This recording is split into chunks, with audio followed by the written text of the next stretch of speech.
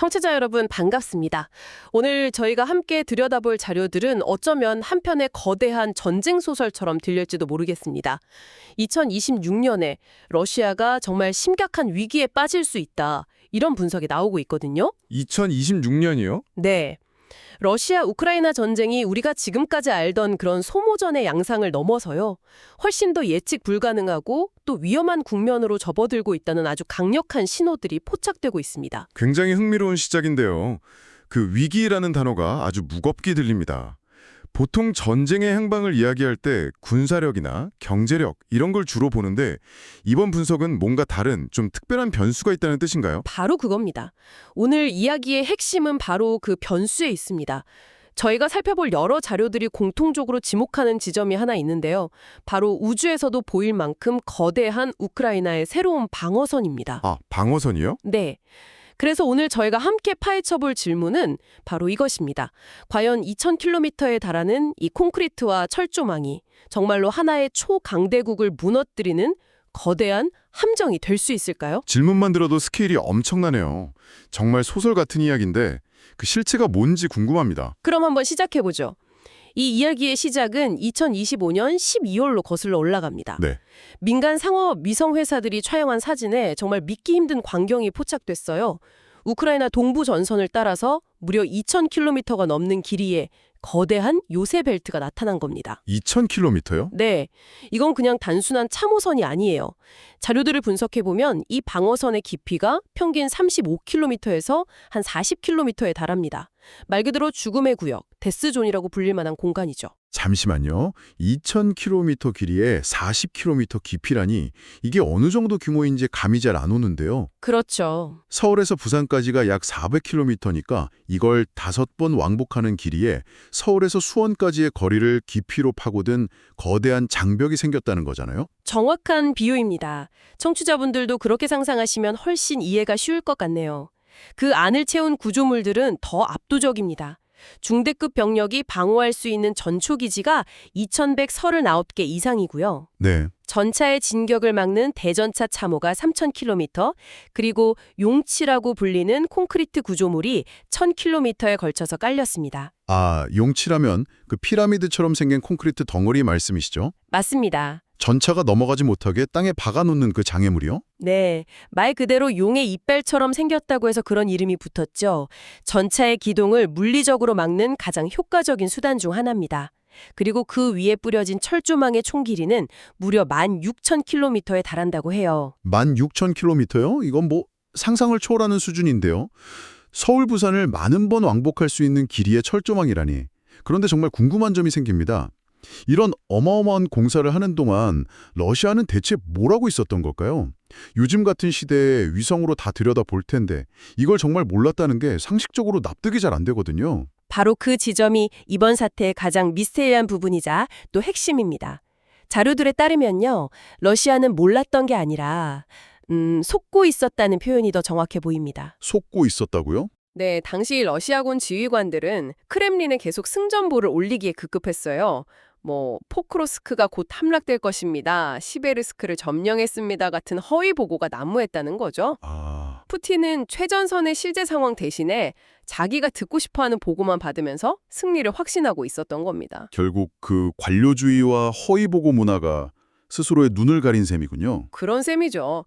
그 시간 동안 우크라이나 공병들은요, 하루에도 4-5번씩 쏟아지는 러시아 드론의 공격을 피해가면서 주로 밤에 이 거대한 방어선을 구축했던 겁니다. 목숨을 건 대역사였던 거죠. 정말 대단하네요. 이 방어선의 진짜 무서움은 그 규모가 아니라 그 안에 숨겨진 설계 사상이 있습니다. 설계사상이라면?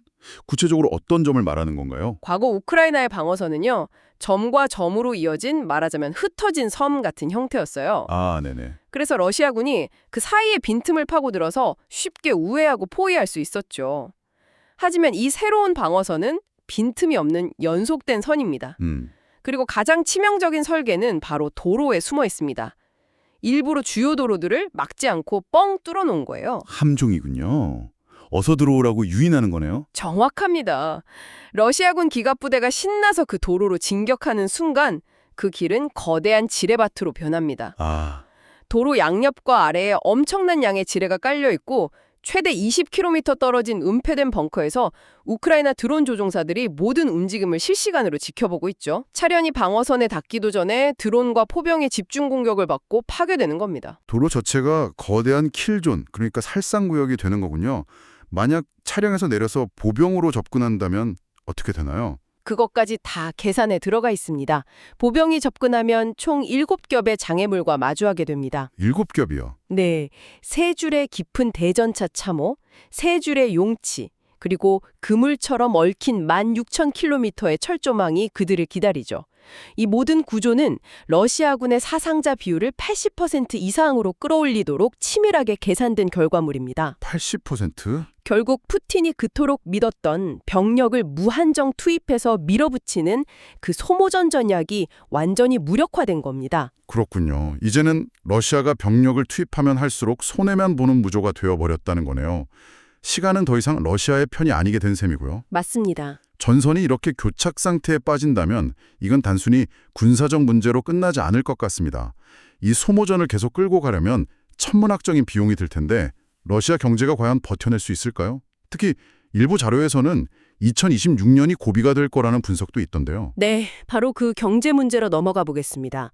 전장에서의 교착 상태는 곧바로 러시아의 재정 압박으로 이어지고 있습니다. 그렇죠. 특히 2026년이 러시아에게 매우 중요한 분수령이 될 거라는 예측이 나오는 이유는 바로 러시아 경제의 생명줄인 석유 수입이 급감하고 있기 때문입니다. 석유 수입이요? 전쟁 이후에 서방 시장이 막히자 러시아는 거의 유일한 큰 손인 중국에 기댈 수밖에 없게 됐는데 바로 이 지점을 중국이 아주 영리하게 파고들고 있어요. 중국이 갑의 위치를 이용해서 가격을 후려치기 시작했다. 이런 이야기군요. 맞습니다. 자료에 나온 수치를 보면 정말 놀라울 정도입니다.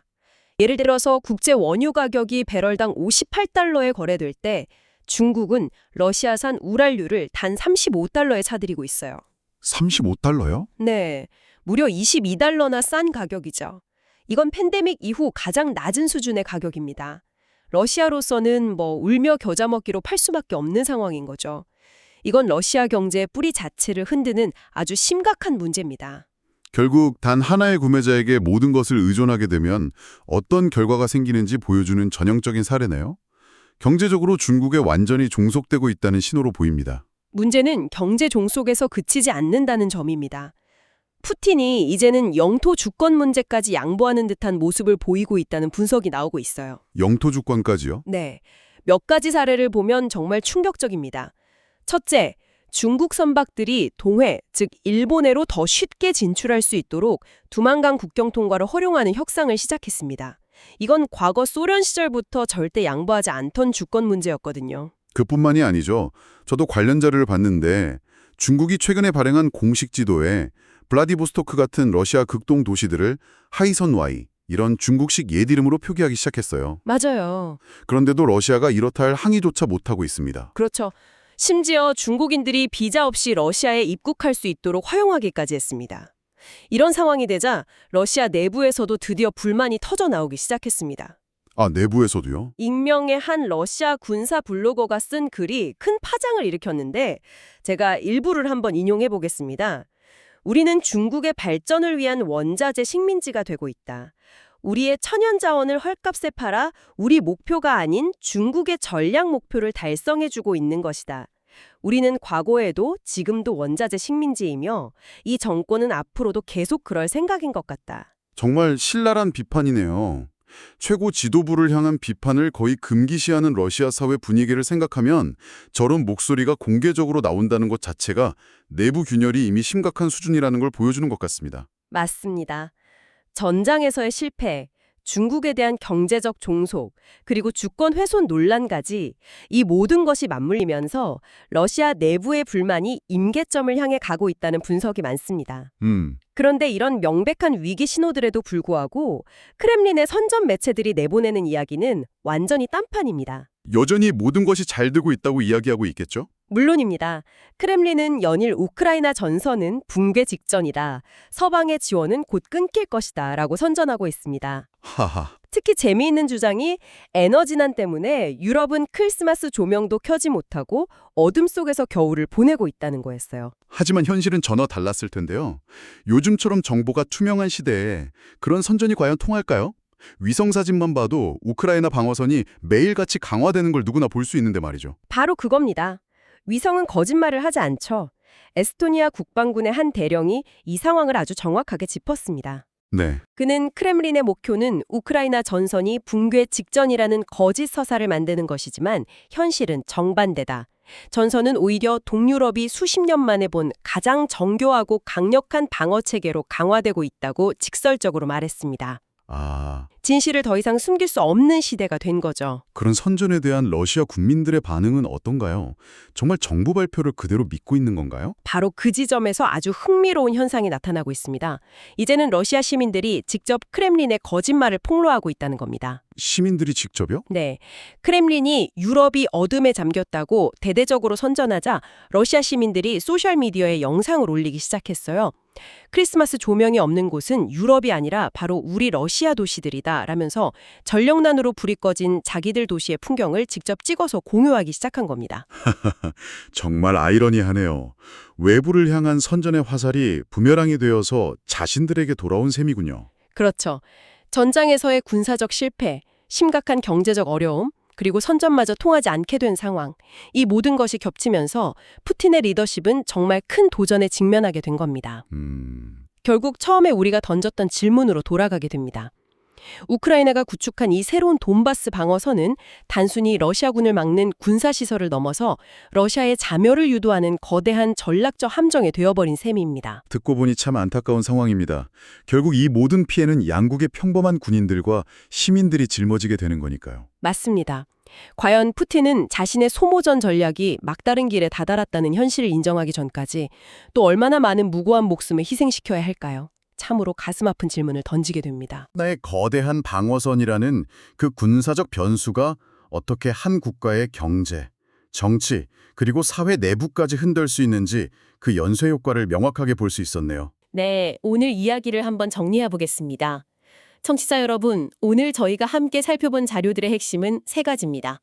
첫째, 우크라이나는 2,000km에 달하는 난공불락의 요새, 이른바 죽음의 벨트를 건설해서 러시아의 소모전 전략을 사실상 무력화시켰습니다. 네. 둘째, 이로 인한 전선의 교착은 러시아의 심각한 경제 위기로 이어지고 있으며 특히 중국에 대한 경제적 종속이 심화되면서 2026년이 중대한 고비가 될 수 있다는 분석이 나오고 있습니다. 마지막으로 전장과 경제에서의 실패는 크렘린의 선전마저 무력화시키면서 러시아 내부의 균열과 불만을 키우고 있다는 점입니다. 전쟁의 참혹함 속에서 피어나는 이런 거대한 전략과 지정학적 변화가 과연 평화로 가는 길을 열어줄 수 있을지 아니면 더 큰 비극의 씨앗이 될지 계속 지켜봐야겠네요. 그렇습니다. 이처럼 하나의 군사적 구조물이 어떻게 한 국가의 운명 전체를 흔들 수 있는지 오늘 자료들을 통해 깊이 들여다봤습니다. 저희가 오늘 나눈 대화의 끝에 한 가지 질문이 남는 것 같습니다. 어떤 질문이죠? 우리는 지금까지 이 방어선이 어떻게 러시아를 위기에 빠뜨리는지에 초점을 맞췄지만 반대로 생각해 볼 필요도 있습니다. 만약 막다른 길에 몰린 핵보유국이 자신의 존립 자체가 위협받는다고 느끼게 된다면 어떤 선택을 하게 될까요? 어쩌면 전쟁의 끝은 전쟁의 과정보다 훨씬 더 예측하기 어려울지도 모릅니다. 청취자분께서도 오늘 저희와의 대화를 통해 새로운 관점을 얻으셨기를 바랍니다. 오늘 저희 이야기가 현재 상황을 이해하는데 조금이나마 도움이 되셨다면 좋아요 한 번씩 눌러주시면 저희에게 큰 힘이 됩니다. 네. 그리고 주변에 군사나 정치 시사에 관심 있는 가족이나 지인이 계시다면 오늘 이 대화를 널리 공유해 주십시오. 더 깊은 이야기를 함께 나눌 수 있을 겁니다. 앞으로도 저희 전쟁 시사 채널에서는 이처럼 깊이 있는 분석과 해설로 여러분을 찾아뵙겠습니다. 계속해서 저희와 함께하고 싶으시다면 채널 구독 잊지 마시기 바랍니다. 지금까지 들어주셔서 진심으로 고맙습니다.